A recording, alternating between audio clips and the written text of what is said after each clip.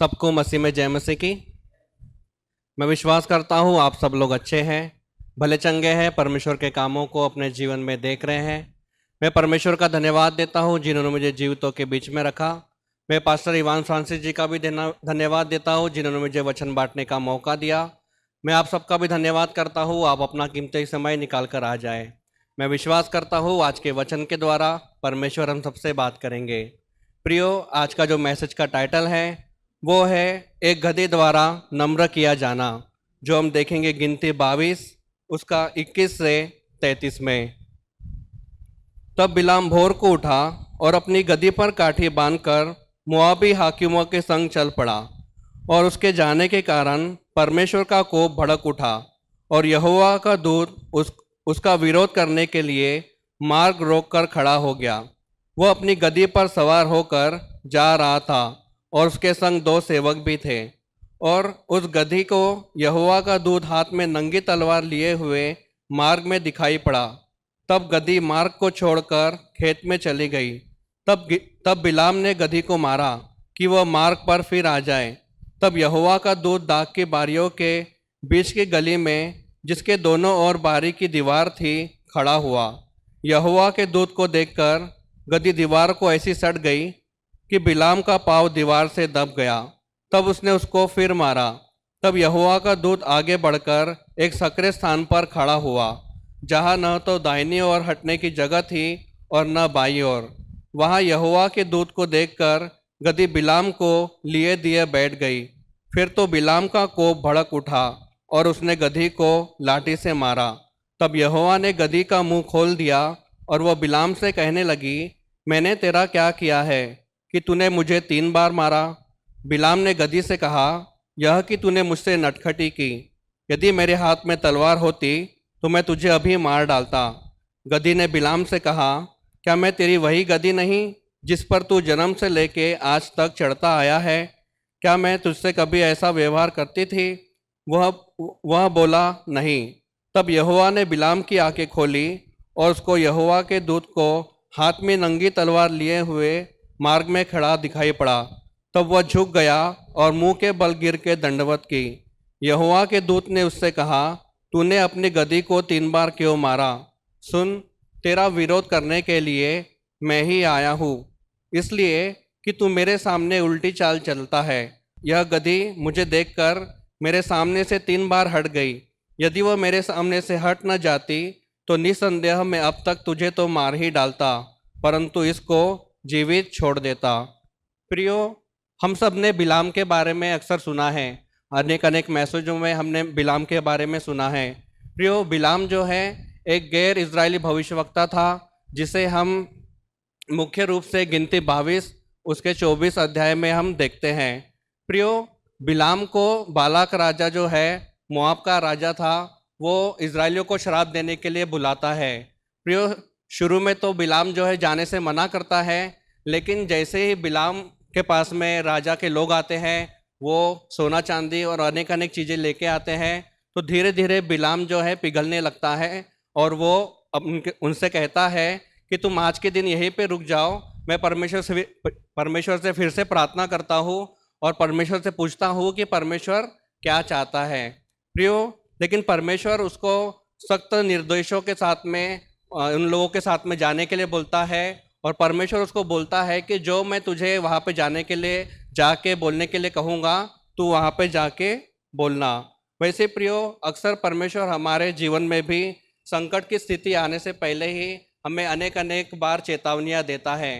प्रियो, कभी कभी ये चेतावनियाँ परिस्थितियों के द्वारा या फिर अलग अलग लोगों के द्वारा हमारे जीवन में आती है। प्रियो, अनेक बार आपने देखा होगा कि परमेश्वर ने हमारे पासवान के द्वारा हमसे बात की होंगी, या फिर अलग अलग हमारे जो मसीह भाई बहन हैं उनके द्वारा परमेश्वर ने हमसे बात की होंगी, या फिर जब हम परमेश्वर का वचन पढ़ते हैं तब परमेश्वर ने हमसे बात की होंगी। वैसे ही प्रियो, परमेश्वर ने बिलाम के मामले में उसकी गधी को चुना, एक ऐसा जानवर जिसे कोई नहीं पूछता। प्रियो, मेरा आपसे एक सवाल है कि क्या आप उन संकेतों को समझ पाते हैं जो परमेश्वर आपके जीवन में भेजता है? प्रियो, अनेक बार हम मसीह में होने के बावजूद हम परमेश्वर से ऐसी चीज़ मांगते हैं जो हम जानते हैं कि ये परमेश्वर की इच्छा के अनुसार नहीं है। जैसे कि हम जानते हैं कि हमें अविश्वासी के साथ में विवाह में नहीं जाना है, हमें अविश्वासी के साथ में विवाह नहीं करना है, लेकिन फिर भी हम लोग जो है अविश्वासी के साथ में विवाह कर लेते हैं और हम ऐसे रिश्ते में चले जाते हैं जहाँ पे हमें नहीं जाना रहता। प्रियो, और हम खुद भी परमेश्वर से दुआ करते हैं कि परमेश्वर आप क्या चाहते हैं, मैं इस शादी में जाऊँ कि नहीं जाऊँ। ऑलरेडी हम चले जाते हैं, फिर भी हम प्रार्थना करते रहते हैं कि हम जाए कि नहीं जाए, और अनेक अनेक पासबानों से हम प्रार्थना करवाते हैं कि परमेश्वर की इच्छा क्या है। लेकिन प्रियो, एक बात साफ है कि परमेश्वर कभी भी अपने वचन के विपरीत जाकर काम नहीं करेगा। प्रियो, जो लोग परमेश्वर के वचन के विपरीत जाकर जो है वो परमेश्वर के विपरीत जाकर काम करते हैं, प्रियो, जब उनके जीवन में प्रॉब्लम आती है तो वो प्रियो अक्सर परमेश्वर को छोड़ देते हैं, क्योंकि वो प्रियो वो जो अपने गलती को एक्सेप्ट नहीं करते, वो समझते हैं कि आज ये जो मेरे जीवन में परिस्थिति है वो केवल और केवल परमेश्वर के कारण। वैसे प्रियो, आज के वचन में जो हमने पढ़ा उसमें हम 3 किरदार देखेंगे। पहला है बिलाम, दूसरा है बिलाम का गधा, और तीसरा है परमेश्वर का स्वर्गदूत। प्रियो, अगर हम सीखने वालों में से हैं तो हम चोर से भी बहुत कुछ सीख सकते हैं। वैसे प्रियो, आज हम बिलाम के गधी से बहुत कुछ सीखेंगे। एक ऐसा जानवर जिसे हम लोग कुछ भी वैल्यू नहीं करते, हम उसे बुद्धू समझते हैं, लेकिन फिर भी प्रियो परमेश्वर जो है उसको उपयोग में लाता है। वैसे प्रियो, अनेक बार आपने देखा होगा कि जो बच्चे पढ़ाई में अच्छे नहीं रहते हैं, अनेक बार उनके स्कूल के टीचर लोग, यहाँ तक कि उनके माता पिता भी उनको हे गधे के बच्चे इधर आ करके पुकारते हैं, क्योंकि प्रियो हमारे नज़र में गधा जो है एक बुद्धिमान जानवर नहीं है। लेकिन प्रियो, एक ऐसे ही जानवर से आज हम कुछ रहस्यमय बातों को सीखेंगे। तो प्रियो, क्या आप लोग तैयार हैं? प्रियो, सबसे पहली चीज हम इस गधी से सीख सकते हैं वो है आत्मिक जागरूकता। प्रियो, यह गधी आत्मिक रूप से जागरूक थी। यह गधी बिलाम के मुकाबले ज़्यादा आत्मिक समझ को दिखाती है, जबकि बिलाम को परमेश्वर जाने से मना करता है, लेकिन फिर भी बिलाम अंदर ही अंदर उत्सुक है कि मैं कब वहाँ पे जाता हूँ और कब मैं वहाँ पे काम करता हूँ। लेकिन प्रियो, गधी जो है परमेश्वर के स्वर्गदूत को देखकर रुक जाती है। वो बिलाम के बारे में सोचती है, अगर मैं आगे बढ़ूंगी तो परमेश्वर का स्वर्गदूत उसे मार देगा।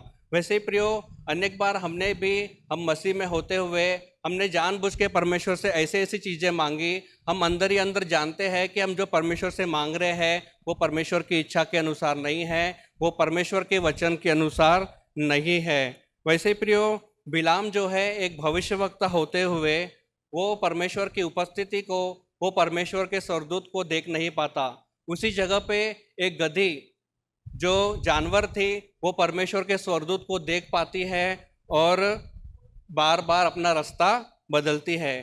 प्रियो, कभी कभी हम जो मसीह में हैं, हम आत्मा से भरे हुए हैं, हम दान वरदानों से भरे हुए हैं, लेकिन प्रियो हम कई बार ऐसे अंधे हो जाते हैं, हम वो चीज़ों को नहीं देख पाते जो साधारण सा एक गधा देख लेता है। प्रियो, सच बात तो यह है कि आज हम ऐसे दुनिया में रहते हैं जहाँ पे लोग बहुत पढ़े लिखे हैं। हमारे नज़र में जो कुत्ता, घोड़ा और अनेक अनेक जो जानवर है वो बहुत चतुर है, वो बहुत बुद्धिमान है, लेकिन जब गधे की बारी आती है तो हम उसे बेवकूफ़ जानवर समझते हैं। लेकिन प्रियो, परमेश्वर ऐसे ही बेवकूफ़ जानवर को चुनता है अपने काम को पूरा करने के लिए। प्रियो, बहुत बार लोगों ने भी आपको बेवकूफ़ समझा होगा, बहुत बार लोगों ने भी आपको किसी काम का नहीं समझा होगा, क्योंकि हो सकता है आप दूसरों के जैसे अच्छे से गीत नहीं गा पाते होंगे, आप हो सकता है आप दूसरों के अच्छे से परमेश्वर के वचन को समझा नहीं पाते होंगे, या फिर हो सकता है आप दूसरों के जैसे अच्छे से प्रार्थना नहीं कर पाते होंगे, या फिर हो सकता है आप अच्छे से इंस्ट्रूमेंट को बजा नहीं पाते होंगे। प्रियो, बचपन से आपको लोगों ने अलग अलग नामों से पुकारा होगा, अलग अलग नामों से आपको उन्होंने बोला होगा कि इधर आ, ऐसा कर। लोगों ने बहुत कुछ आपको बोला होगा, आपको नालायक समझा होगा, आपको बेकार समझा होगा, या फिर अलग अलग नामों से आपको पुकारा होगा। और प्रियो, वो बातें सुन सुन के जो बातें झूठ थी धीरे धीरे आपको सच लगने लग गई होंगी, और आपने सोचा होगा कि हाँ, ये जो मेरा भाई बोलता है सच बोलता है, ये जो मेरी बहन बोलती है ये सच बोलती है, मैं ऐसा ही हूँ। लेकिन प्रियो, मैं आपको बताना चाहता हूँ कि परमेश्वर को देखने वाला गधा बनना बेहतर है बजाय इसके कि उस पर सवार बिलाम। यहाँ तक कि स्वर्गदूत को देखने वाला गधा बनना बेहतर है, स्वर्गीय स्थानों में जाने वाला गधा बनना बेहतर है, आत्मा से आराधना करने वाला गधा बनना बेहतर है, आत्मा से बिना सुर ताल के गाना गाने वाला गधा बनना बेहतर है, आत्मा से टूटा फूटा प्रार्थना करने वाला गधा बनना बेहतर है, आत्मा से बजाने वाला गधा बनना बेहतर है बजाय इसके कि उस पर सवार बिलाम। प्रियो, चुनाव आपका है कि आज आप क्या बनना चाहते हो। एक गधा जो परमेश्वर की उपस्थिति को, जो परमेश्वर के स्वर्गदूत को देख पाता है, या फिर बिलाम जो परमेश्वर की उपस्थिति से अनजान रहता है और वो परमेश्वर के स्वर्गदूत को नहीं देख पाता। प्रियो, चुनाव आपका है कि आज आप क्या बनना चाहते हैं। वैसे प्रियो, जब हम नीति वचन 6 उसका 9 तक पढ़ते हैं, वहाँ पे लिखा है, हे आलसी, चींटियों के पास जा, उनके काम पर ध्यान दे और बुद्धिमान हो।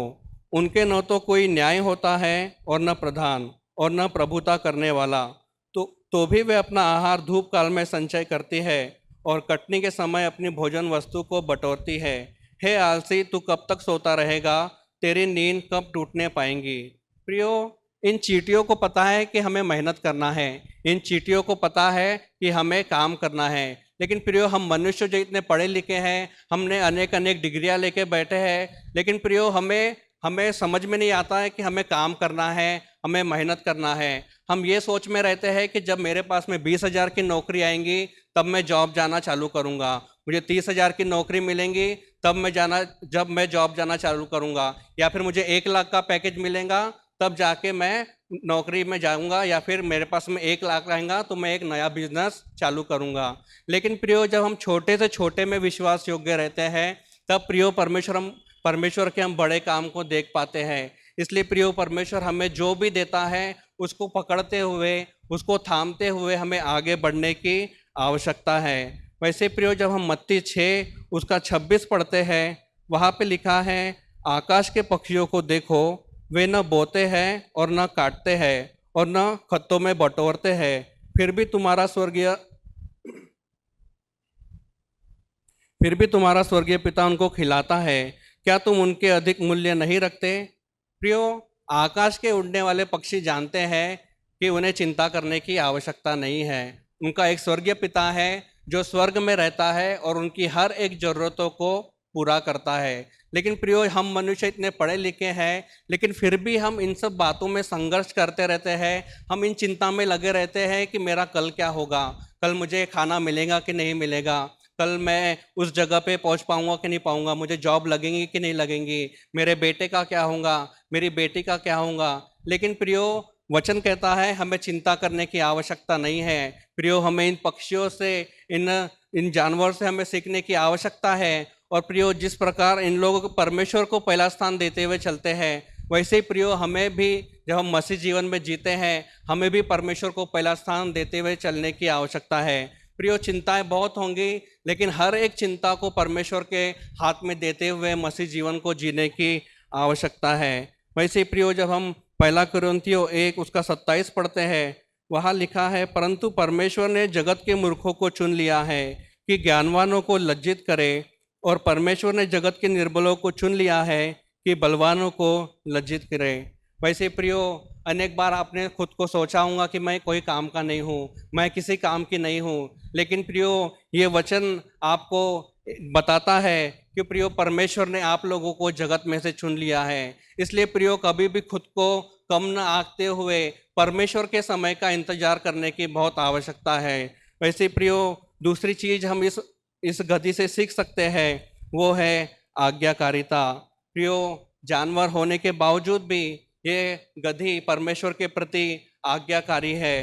प्रियो, हर बार जब स्वर्गदूत रास्ते पे खड़ा होता है तो वो सहज रीति से साइड में हो जाती है ताकि बिलाम को किसी भी प्रकार से नुकसान ना हो सके। प्रियो, यह परमेश्वर के प्रति आज्ञाकारिता और संवेदनशीलता के एक रूप को दर्शाती है, जबकि नियंत्रण करने वाला बिलाम ये बात को समझ नहीं पा रहा था कि गधी ये बार बार साइड क्यों हो जा रही है, लेकिन प्रियो, गधी उसको बचा रही थी। प्रियो, स्वर्गदूत जो है वो बिलाम को मारने के लिए आया था। गधी चाहती तो अपना बदला ले सकती थी, वो बोल सकती थी कि तू मरना, मुझे क्या करना है। वो चाहती तो वहां से भाग सकती थी, लेकिन वो बार बार जो है बिलाम को बचाती है, लेकिन प्रियो वो वहां से हटती नहीं है। प्रियो, क्या कभी आपने सोचा है कि किसी और की आज्ञाकारिता आपको जीवित रख सकती है, या फिर ऐसा व्यक्ति या फिर एक ऐसा परिवार जिसे आपने गधा समझा होगा, लेकिन प्रियो वो आपके परिवार के लिए और आपके उद्धार के लिए प्रार्थना कर रहा होगा या फिर प्रार्थना कर रही होगी। प्रियो, हो सकता है जिसे आपने गधा समझा होगा, उस व्यक्ति ने आपको एक अनंत काल का तोहफा दिया होगा, क्योंकि प्रियो वो परिवार, वो व्यक्ति वचन के प्रति वफादार रहा। उसने वो नहीं सोचा कि इसने तो मेरे साथ में ऐसा व्यवहार किया, इसने तो 10 साल पहले मेरे साथ में ऐसा की थी, इसने तो 10 साल पहले मेरे साथ में ऐसा किया था। लेकिन प्रियो, उन लोगों ने आपके आत्मा को देखा, और वो आपके आत्मा को देखते हुए उन्होंने वो किया जो परमेश्वर को भाता है। प्रियो, हमारा परमेश्वर जो है बलिदान से अधिक आज्ञाकारिता को पसंद करता है। प्रियो, यीशु मसीह अंत तक के इस पृथ्वी पर आज्ञाकारी रहे, ताकि आप और मैं अनंत काल में प्रवेश कर सके। वैसे ही प्रियो, जब हम मसीह में हैं तो हमें भी परमेश्वर के प्रति और परमेश्वर के वचन के प्रति आज्ञाकारी होते हुए मसीह जीवन जीने की आवश्यकता है। वैसे प्रियो, तीसरी चीज हम इस गद्दी से सीख सकते हैं, वो है धैर्य और सहनशीलता। प्रियो, इस गद्दी में धैर्य और सहनशीलता थी। जब भी बिलाम हताश होकर उसे बार बार मारता था, फिर भी वो उस मार को सह लेती थी, बजाय इसके वो बुरे व्यवहार को सहन करती थी। प्रियो, यह धैर्य और सहनशीलता को दर्शाता है, जो अन्याय होने के बावजूद भी अच्छा करने के लिए खड़ी रहती है। प्रियो, हमें इस गधी के समान धैर्य और सहनशील होने की आवश्यकता है। प्रियो, हो सकता है आपके जीवन में ऐसी परिस्थिति आए, तो प्रियो आपको ऐसा एक ही कहना है, तुम मुझे मार सकते हो लेकिन मैं बदला नहीं लूंगा। तुम मेरी आलोचना कर सकते हो, लेकिन मैं बदला नहीं लूंगा। तुम मेरा मजाक उड़ा सकते हो, लेकिन मैं बदला नहीं लूंगा। तुम मुझ पर चिल्ला सकते हो, लेकिन मैं बदला नहीं लूंगा। तुम मेरा बोनस छीन सकते हो, लेकिन मैं बदला नहीं लूंगा। तुम जो चाहे मेरे साथ में कर सकते हो, लेकिन मैं बदला नहीं लूंगा। मैं बदला इसलिए नहीं लूंगा क्योंकि मैं प्रभु यीशु मसीह को देखता हूँ कि वो मुझे देखता है। प्रियो, मैं वो काम नहीं करूँगा जो परमेश्वर नहीं चाहता। जब दुनिया मुझे समझौता करने के लिए कहेंगी तो मैं समझौता नहीं करूँगा। प्रियो, जब जब बिलाम ने गधी को मारा, तब तब प्रियो वो स्वर्गदूत को देखकर वो सब चीज़ें सहती रही। वैसे ही प्रियो, जब आप मसीह में हैं, लोग आपको मारेंगे, पीटेंगे, यहाँ तक कि गंदी गंदी गाली देंगे, हो सकता है आपको घर से निकाल देंगे, यहाँ तक कि आपके घर के लोग आपके खिलाफ हो जाएंगे। लेकिन प्रियो, हमें भी मसीह को देखते हुए हमें हर एक चीज़ सहने की आवश्यकता है। वैसे ही प्रियो, चौथा चीज़ हम इस गद्दी से सीख सकते हैं, वो है सुरक्षा। प्रियो, इस गधी ने बिलाम की सुरक्षा की। गधी बिलाम को मारे जाने से बचाती है। भले ही प्रियो बिलाम इस बात को उसको समझ में नहीं आ रहा था कि गधी बार बार क्यों ऐसा कर रही है। प्रियो, गधी का यह सुरक्षात्मक स्वभाव को दर्शाता है, जो गलत हो जाने के बावजूद भी, उसके साथ बुरा व्यवहार होने के बावजूद भी वो सही करने के लिए तत्पर रहती है। प्रियो, आज हम मसीह में हैं, अनेक भाई बहन हैं जो दुख में हैं, निराशा में हैं, लेकिन प्रियो आज मसीह के लोगों को कुछ समझ में नहीं आता।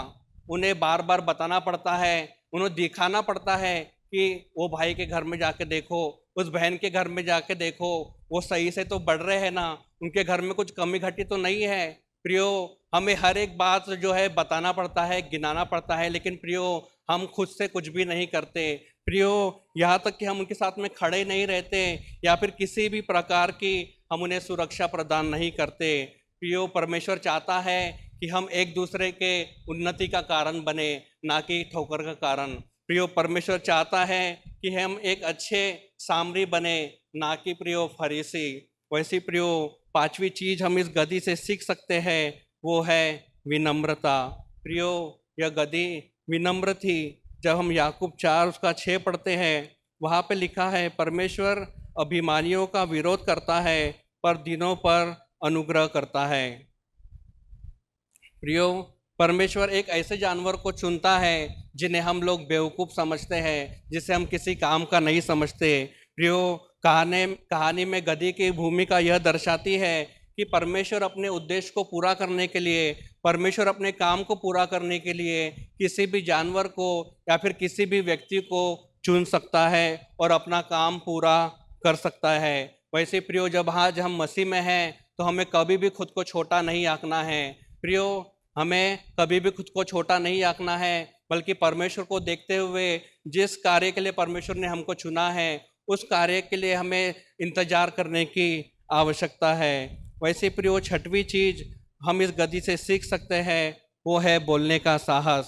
प्रियो, इस गधी में बोलने का साहस था। जब परमेश्वर ने इसके मुंह को खोला तो वो सीधा बिलाम से बात करती है और बोलती है कि तूने मुझे 3 बार क्यों मारा और मेरे साथ में ऐसा बुरा व्यवहार क्यों किया गया।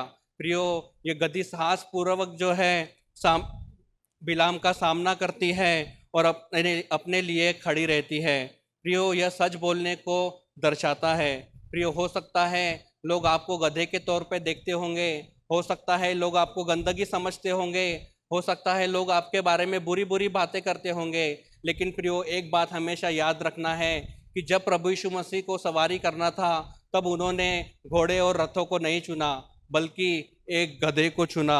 वैसे प्रियो, जब परमेश्वर आपसे कुछ कहने के लिए कहता है तो बिना किसी डर के जो आत्मा आपको बोलने के लिए कहता है वो बोलना बहुत जरूरी है। प्रियो, गलत को सहना और गलत करना एक सा है। वैसे प्रियो, चोरी करना और चोरी में मदद करना एक सा होता है। वैसे प्रियो, सातवीं और आखिरी चीज हम इस गधी से सीख सकते हैं वो है वफादारी। प्रियो, गधी के बोली से पता चलता है कि उसने सालों तक के वफादारी से बिलाम की सेवा की। प्रियो, यह बिलाम की उसकी वफादारी को दिखाती है। प्रियो, भले ही लोग आपके बारे में कुछ भी क्यों ना बोले, परंतु आपको वफादारी के साथ में मसीह के साथ में चलना है।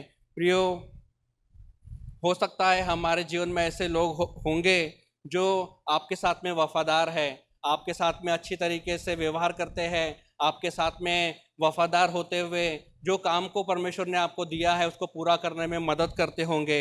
हो सकता है, लेकिन लेकिन प्रियो, हम उन्हें महत्व नहीं देते, हम जो है उन्हें इग्नोर कर देते हैं। प्रियो, जब हम इन ऐसे लोगों को इग्नोर कर देते हैं जो परमेश्वर हमारे जीवन में लाता है, और प्रियो बहुत बार हम जीवन में अकेले हो जाते हैं, और प्रियो क्योंकि हमने उन लोगों की वैल्यू नहीं की। प्रियो, बहुत बार हम जीवन में अकेले हो जाते हैं क्योंकि हमने कलीसिया के लोगों की वैल्यू नहीं की। बहुत बार हम जीवन में अकेले हो जाते हैं क्योंकि हमने एक अच्छी कलीसिया की वैल्यू नहीं की। वैसे प्रियो, बिलाम जैसा भी था उसके साथ में उसकी गधी अच्छे से ही व्यवहार करती है। वैसे प्रियो, लोग आपके साथ में कैसा भी व्यवहार क्यों ना करें, हमें विश्वास योग्य रहना एक हमारे हाथ में है। प्रार्थना और उपवास के द्वारा हम विश्वास योग्य नहीं बन सकते। प्रियो, विश्वास योग्य बनना एक चुनाव है जो हमें खुद लेने की आवश्यकता है। प्रियो, आज हम जब घर जाए तो हमें समझना है कि हमसे परमेश्वर ने एक गधी के द्वारा परमेश्वर ने बात की है। हो सकता है प्रियो कि आपने कभी सोचा नहीं होगा कि इस गधी के द्वारा भी परमेश्वर हमसे बात कर सकता है। प्रियो, आज हमें खुद से सवाल करना है कि कहीं हम बिलाम के समान तो नहीं हो गए हैं। प्रियो, हम हमारे जीवन में बिलाम के समान तो नहीं जी रहे हैं। इसलिए प्रियो, हमें आज खुद को जांचने की आवश्यकता है। प्रियो, हमारे जीवन की उपलब्धियाँ और हमारे जीवन की जो ज़रूरतें हैं, क्या उसके कारण हम परमेश्वर से दूर तो नहीं जा रहे हैं। प्रियो, आज हमें खुद को जांचने की आवश्यकता है। यहाँ तक कि परमेश्वर ने हमें दान वरदानों से भरा, अपने आत्मा से भरा, फिर भी प्रियो क्या हम लोग परमेश्वर से आज दूर जा रहे हैं। इसलिए प्रियो, हमें खुद को जांचने की आवश्यकता है। प्रियो, इससे शर्म की बात बिलाम के लिए क्या हो सकती थी कि परमेश्वर को उसके गधी के द्वारा उससे बात करनी पड़ी। इसलिए प्रियो, जब परमेश्वर का वचन हमसे कुछ कहता है या फिर परमेश्वर हमसे कुछ कहता है या फिर किसी के द्वारा परमेश्वर हमसे बात करता है तो प्रियो कभी भी हमें उसे इग्नोर नहीं करना है, क्योंकि प्रियो बहुत से गधे हैं जो एक विश्वास योग्य पात्र बनने के लिए तैयार है। प्रियो, आज का जो वचन है हम सबके लिए एक चेतावनी है।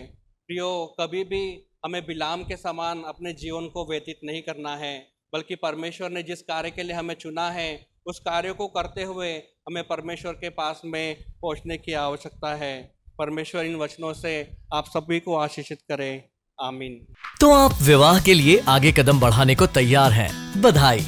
इससे पहले कि आप अपनी शादी के दिन की तैयारी में जुट जाएं, योजना बनाएं और परेशान होने लगें, एक सबसे महत्वपूर्ण बात न भूलें, आपकी शादी। एक अध्ययन के अनुसार विवाह पूर्व परामर्श या वैवाहिक थेरेपी पूरा करने वाले जोड़ों में तलाक की संभावना 31% तक कम होती है और कोर्टशिप टू मैरिज इसमें आपकी मदद करता है। हमारे कोर्स और पाठों में विवाहित जीवन के संघर्षों, वास्तविकताओं और रोजमर्रा की दिनचर्या जैसे कई विषय सम्मिलित किए गए हैं। इस कार्यक्रम पर कई जोड़ों का भरोसा रहा है जो जिंदगी के इस नए स्तर पर जाने के लिए तैयार हैं। लेकिन इसके लिए सिर्फ हमारी बात को ही न माने, आप अपना पहला पाठ मुफ्त सीख सकते हैं। एक बार जब आप कोर्टशिप टू मैरिज के साथ रजिस्ट्रेशन करते हैं तो आप हमारी 30 दिन की मनी बैक गारंटी द्वारा भी सुरक्षित रहते हैं और आप तैयार हैं एक सुखी वैवाहिक जीवन के लिए। courtship2marriage.com पर आज ही अपना पहला लेसन शुरू करें।